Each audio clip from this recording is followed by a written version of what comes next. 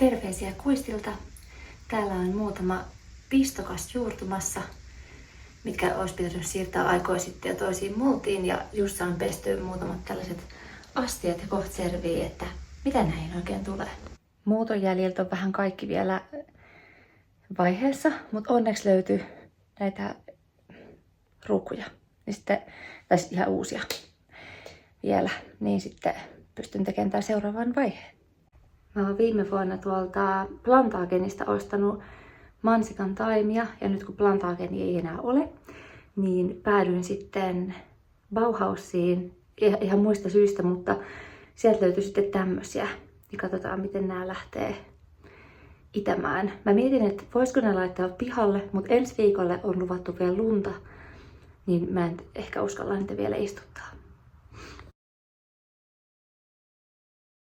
Kahta erilaista mansikkaa. Ne on tällaisissa pusseissa. Siellä on jotain ostaraa. Ja mikä toi on? Joku El Santa. Niin näistä ehkä tulee mansikat tänä kesänä.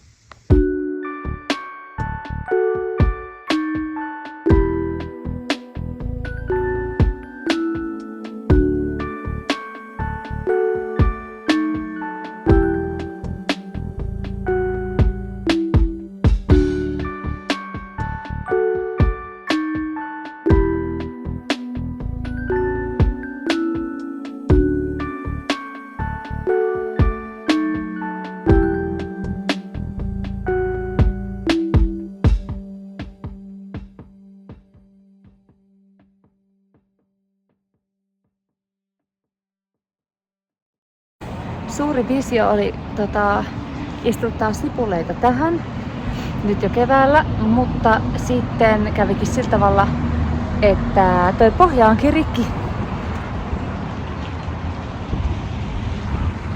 Mutta parempi, että sen saa nyt korjattu.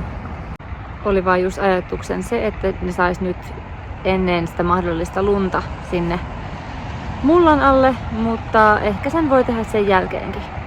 En mä tiedä. Meneeköhän nää nyt vähän liian tiheesti? Hello! Otetaan vähän kahvia.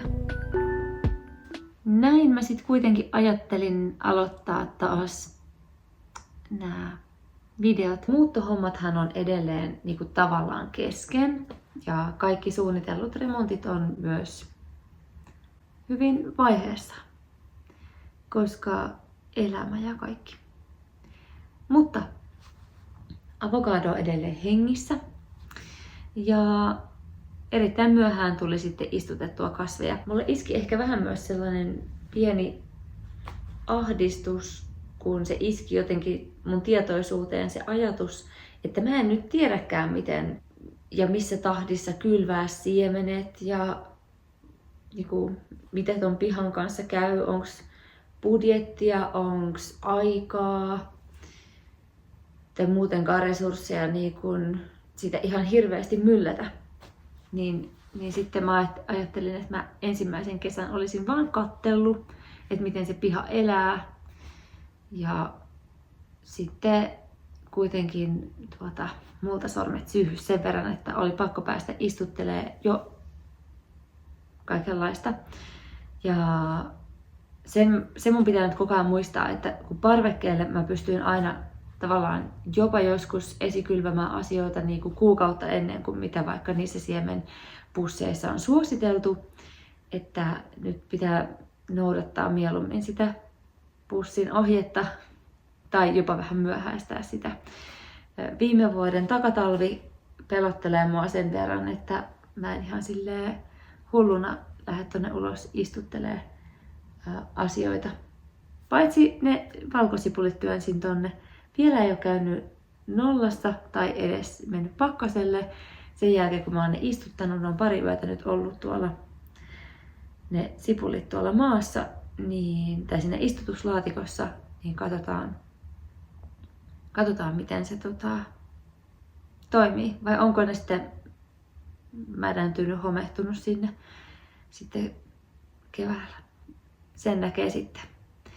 Ja alkuperäinen ajatushan mulla oli se, että mä noi chilit olisin istuttanut jo, tai kylvännyt siis multaan siemenet niin kuin marraskuussa. Mutta sitten se muutto oli päällä ja se joulukuu vaan meni sumussa ja tammikuu meni kans jotenkin vaan niinku hujauksella ohi, niin mä sain siemenet multaan vasta helmikuun alussa. Eli nyt mä oon tosi paljon myöhemmässä. Mutta nyt kun mä en tiedä mikä on pihan tilanne ja saanko mä kasvihuonetta ja näinpä pois, tai mitä mä keksin, että missä mä näen sitten loppupeleissä kasvatan, niin tää ei ole niin paha asia tää, että ne on nyt myöhässä. Näin mä yritän selittää itselleni. Ja mä yritin itse asiassa kuvata tätä videoa jo kerran aikaisemmin. Ja silloin mä pohdin, että ei varmaan lähde kaikki chilit itemään, mutta onneksi olin väärässä ja taas hätähousu, vaikka silloinkin odottelin ihan rauhassa näitä kasveja.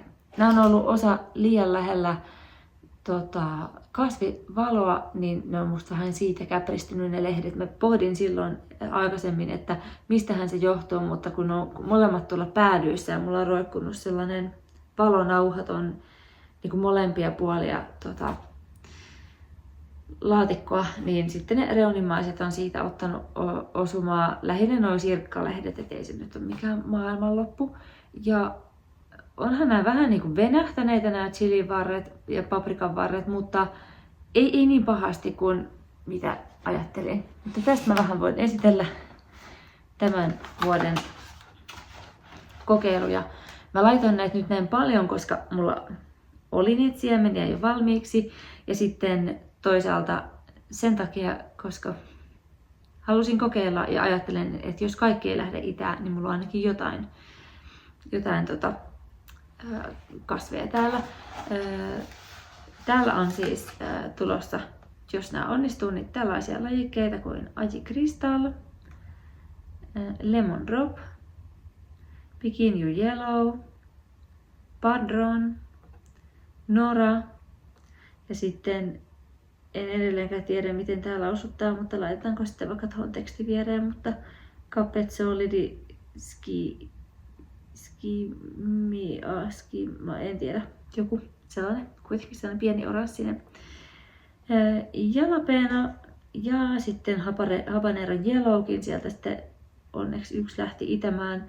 Sitten mulla on ollut sellainen vanha habanero mix, niin sieltä lähti pari kasvia itämään ja uutena sitten myös tällainen marbles, koska mua kiinnostaa noit tällaiset pienet napostelu-chilit, mitkä ei ole ihan supertulisia, niin vielä vähän etsin, että olisiko mitään sellaista hyvän makusta, mutta ainakin ne on kivan näköisiä, jos ei hyvän makuisia.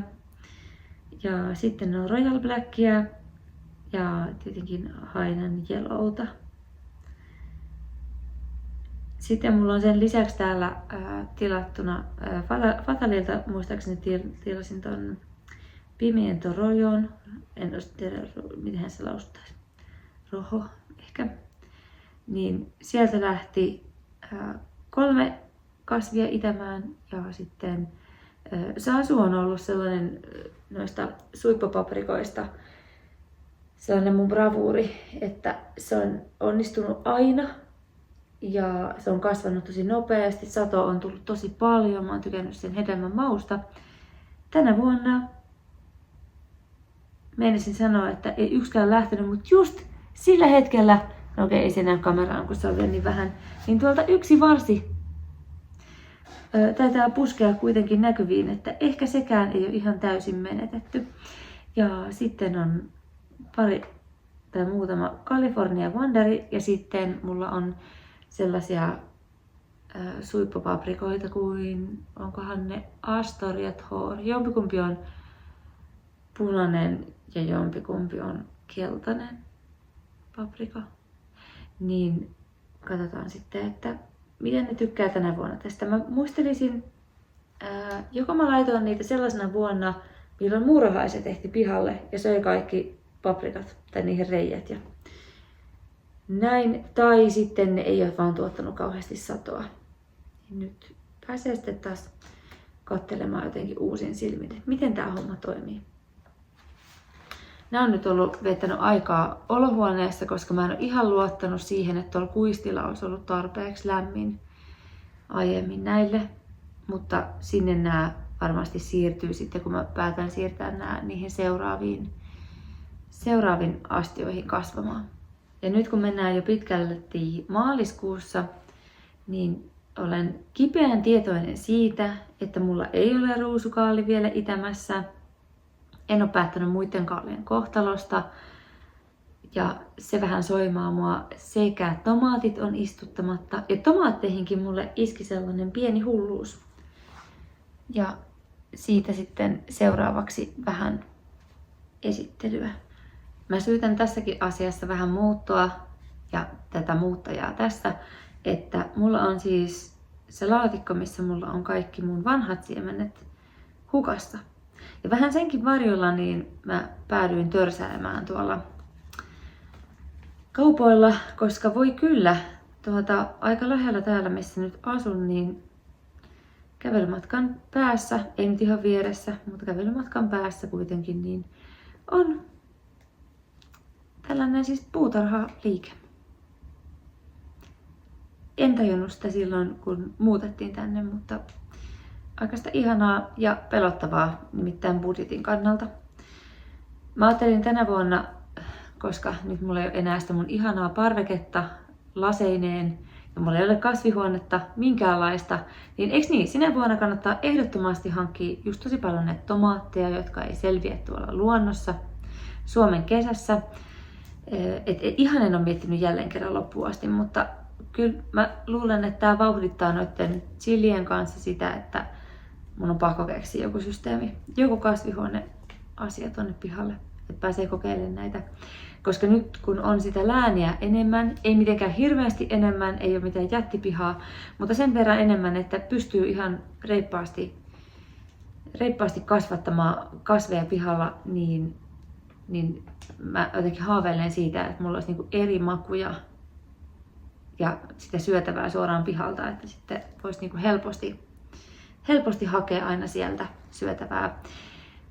Kaunis ajatus, mutta mulle on myös valjennut tässä, kun kaikenlaisia videoita on katsellut ja lukenut eri lähteistä, niin tuollainen niin ihan oikea piha niin saattaa olla vähän haastavampi kuin parveke. Parvekkeessa on ne omat haasteensa tietenkin, vaikka esimerkiksi se, että se kuumenee helposti liian kuumaksi ja kaikki huolto ja hoitaminen on täysin mun vastuulla. Et nyt mä näen jo tuolla pihalla esimerkiksi leppäkerttuja, niin mä oon silleen, jes, että mä en ole yksin niiden kirvojen kanssa sit kun ne saapuu. Mutta onhan siellä varmaan, te kellä on piha, niin varmaan tiedätte. Okei, mutta näihin tomaatteihin, niin nämä mun uudet hairahdukset. Sen mä muistan, että mulla on ehkä edelleen Gardener's Delight kirsikkatomaattia tuolla mikä tää on? Siis niissä säilöissä, niissä vanhoissa. Sitten huomasin myös vanhoista merkinnöistä, että mulla on ollut myös ananastomaatti. Mä en ole yhtään varma, onko se lähtenyt koskaan oikeasti kasvamaan. Onko mä syönyt sellaisia. Mulla ei ole muistikuvaa, mutta mä haluaisin ehkä kokeilla niitäkin, jos mä löydän ne ajoissa, että mä saan sitten joskus ne kasvamaan, koska muistaakseni kuitenkin tomaatitkin olisi hyvä laittaa maaliskuussa, mutta nyt en muista, onko tää nyt taas sitä mun niinku parvekepuutarhurin ajattelua vai oliko se joku ihan virallinen, että nyt ne kannattaa laittaa kasvaa, että niistä saa sitten mahdollisimman hyvin satoa. Ärsyttää, kun ei muista. Mutta näin. Niin täältä uusina on sitten tällainen kuin Marigold. Nämä on aika monet F1, koska mä oon luopunut nyt toistaiseksi siitä ajatuksesta, että mä keräisin niitä siemeniä kaikista kasveista itselleni säilöön, niin se ei mua niin kuin sinällään haittaa. Ja sitten, no joo, sepä siinä. Niin tämmönen. Tämä on kirsikkatomaatti. Ei, kun tää oli tällainen, mitä mä en tiennyt aikaisemmin. Tää on siis cocktailtomaatti. Kuulemma uusi lajike. Oranssi kirsikkatomaatti, joka on vastustuskykyinen perunarutolle. Mä en tiedä, kuinka tarpeellista se on mun puutarhassa, vaikka ajattelin sinne perunasäkkejäkin tunkea. Ja satoisa, bla bla bla, makea ja hapokas. Ja eipä oikeastaan mitään sen ihmeellisempää. Sitten ajattelin vaan, että punaisista muunkinlaisiin tomaatteihin, niin sitten on myös tällainen white cherry. Ja tässä kertaan, että se on norsunluun keltainen tomaatti, jossa häivähdys roosa. Tämä on siis kirsikkatomaatti, niin kuin paperista tai paketistakin näkee. Näissä on kaikissa niin kuin maaliskuun alusta huhtikuun puoliväliin tämä esikasvatusaika. Niin katsomme, mitä sille sitten käy. Sitten Shirley, ihan tällainen perustomaatti. Ja tämän mä halusin siksi sopii kasvihuoneviljelyyn. Mun on ehkä pakko hankkia se kasvihuone. Niin kun mulla ei ollut siis muuta kuin jotain tigerellaa ehkä aikaisemmin niin kuin peruskokoisista tomaateista, koska mä oon ajatellut, että parvekkeella viihtyy paremmin nuo pienet tomaatit ja näyttää kivemmalta ja on enemmän satoa ja muuta. Mutta nyt oli jo viime kesänä sellainen olo vahvasti, että vitsit kun olisi kiva, että olisi niin kuin isomman kokoisia tomaatteja ruoanlaittoon, koska vaikka ne kirsikkatomaatit on söpöjä, niin kyllä ne niin joissain ruoanlaittotilanteissa oli vähän sellaisia hermoja raastavia suhteessa siihen, että olisi joku iso tomaatti. Sitten ostin myös tigerellaa, koska se on ihan hauskan näköinen ja ihan ok makuinen. Ei mikään paras lajike, mutta kuitenkin taas ajattelin sitä. Tai tuli vaan siellä kaupassa sellainen olo, että vähän variaatio. Sitten on tämmönen kuin Hildares. Ja tää on kans ihan perustomaatti. Tästä sanotaankin, että klassinen punainen tomaatti aikaiseen sadonkorjuuseen. Ja joo, eipä oikeastaan mitään muuta. Näissä on aika samat tekstit ja vähän mainosta päälle. Ja sitten tämä, mistä se kaikki lähti, miksi mä päädyin sinne koko hyllylle. Siis kunhan katselin niin kuin aina tuolla, mutta sitten mä näin tämän. Tää on varmaan ihan virhe, mutta siis tällainen kuin Gigantomo. En osaa varmaan lausunneet kuin tosi suomalaisittain. Tämä on XXL pihvitomaatti. Lähtökohtaisesti pihvitomaatit ei ole mikään sellainen mun suuri intohimo, mutta mä oon välillä miettinyt, että olisi kiva kokeilla kasvattaa sille, että olisi kirsikkatomaattia, pensastomaattia ja sitten pihvitomaattia ja sitten sanoinko mä niin nortsitomaattia. Niin sitten tästäkin niin mietin, että nyt kokeiluun. Ja tässä on kuulkaa sellainen vuosisadan mainospuhe, mikä menee näin, että luultavasti suurin markkinoilla oleva tomaattilajike. Hedelmä saattaa painaa jopa kilon. Ei kyllä mun kasvattamana. Aromaattinen maku, mitä ikinä tarkoittaakaan. Kiinteä hedelmäliha. Terve lajike, koska kaikki muut on niin sairaita. What? Laita kommentteihin, jos tiedät, mikä on sairauslajike. Ja poista varkaat, bla bla, kylvässiemen, bla bla. Niin ja kaikissa näissä on sama kylvöaika. Että tää olisi varmaan hyvä tehdä aika nopeasti. Mutta kun mä en halua istuttaa noita, koska sit mä unohdan sen jälkeen tällä päällä, että mulla on siellä vielä niitä muita tomaatteja, niin mä haluan kuitenkin istuttaa nämä samaan aikaan, koska musta mikään tomaatti ei ole tehnyt satoa niin kuin ihan samaan aikaan, kun istuttaa eri lajikkeita. Mutta hyvä puoli ja lohduttava asia on nyt se, että muutama asia vaan tämän kevään juttuihin, niin on esimerkiksi se, että nyt mä oon hamstrannut vuosien varrella niin paljon erilaisia siemeniä, että mä ihmettelen, jos mä keksin ostaa enää mitään muuta kuin siemenperunat. Voidaan naurattele myöhemmin, mutta mä ajattelen oikeasti, että mulla on niinku lähes kaikkea muuta löytyy tuolta varastosta. Lisäksi päädyttiin sitten siihen, että kaikki muulta, mitä saatiin vaan tuotua sieltä parvekkeelta tonne meille tänne pihalle, niin sitten tuotiin jo silloin, että ne on talven yli ollut tuossa pihalla, koska suurin osa on kuitenkin ollut siellä niin kuin hyötykasvimultana, niin katsotaan, että miten sen kanssa pärjätään. Ja niistä valkosipuleista vielä sen verran, että mehän huomattiin, että tuolla katoreunassa, tai siis katsottiin just näitä muovisäkkejä, mitkä näkyi siinä yhdessä pätkässä aikaisemmin, missä mä puhuin siitä, että se oli rikki se kasvatuslaatikko ennen kuin se saatiin korjattua, niin katsottiin, että tässä on vähän niin kuin linnun kakkaa päällä. Että mikä homma. Niin linnut on tehnyt tuonne räystäälle pesän. Ja jostain kuulin, että linnut tykkää sitten nyppiä niitä valkosipuleita, niitä kynsiä sieltä maasta. Niin kuin luulen, että se on joku ötökkä ja sitten, tai joku siemen. Ja sitten jättää ne siihen pinnalle, niin mä yritän koko ajan kiikareiden kanssa melkein tuolla kyyläillä, että onko niitä nostettu tonne pinnalle, mutta so far so good. Mutta voi olla, että mä istutin nyt ihan väärään aikaan ne sipulit. Että näin. Tämmöisellä videolla lähdettiin kesään 2025. En tiedä millä tahdilla teen näitä videoita, mutta tästä taas sitten lähtee. Hei hei!